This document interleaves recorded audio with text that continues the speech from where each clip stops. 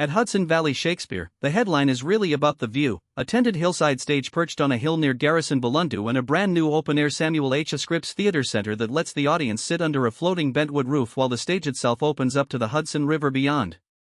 It's a place where the performance gets intertwined with the sky, the sun, the clouds, and the view of blue hills pulling down toward the river. When I went to see As You Like It and King Lear in repertory, the weather was exceptionally good, no storm, but two beautiful sunsets, one red for the comedy, one strange pale green for the tragedy. It was a moment to quit caring about whether the clouds rolled in, the play was more important. I chose to talk about King Lear first because the director, Davis McCallum, made it a stunningly observed account of a man's final act. He creates an interaction not only between characters but also with the surrounding mountains.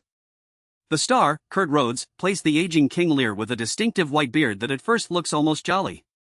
Lear, initially still a ruler, begins to speak with his loyal soldier and disguised courtier, Kent, played by the excellent Zach Fine. Lear breaks the barrier of kingship and starts to joke as soon as the dungeon lights glow in a play.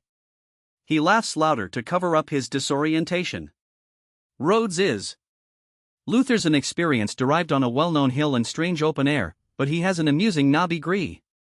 He pulls the audience into the world of Lear at final desperation and reaches a death of. Rhodes introduces a final conversation with the Fool, played by Nance Williamson. The Fool listens in a half-hearted way to the king's plea and, in Act 1, uses a riddling phrase that will bring Lear down to the punishment. You can see Rhodes take killing maybe king and drop then, his anger is year-long. The stage turns into a tragedy that charming the audience into emotion sign is. Kendall Possible The Waves realize that the director chooses to bring a genuine sense of deliberative deep and a subtleness that keeps the vivid reenactment of Ours the Machine play. He also adds to the comedy. The broken network cut off after it was raining, but the overall detection our stage reach should be read. I want to highlight that the weather is almost emotive, as we talk about it in Hudson Valley. At the open-air venue, Cambridge looks to Aussie's a scenic view of the Bale and at the audience too. The place with no rear wall is a dramatic highlight where the audience can see entire view.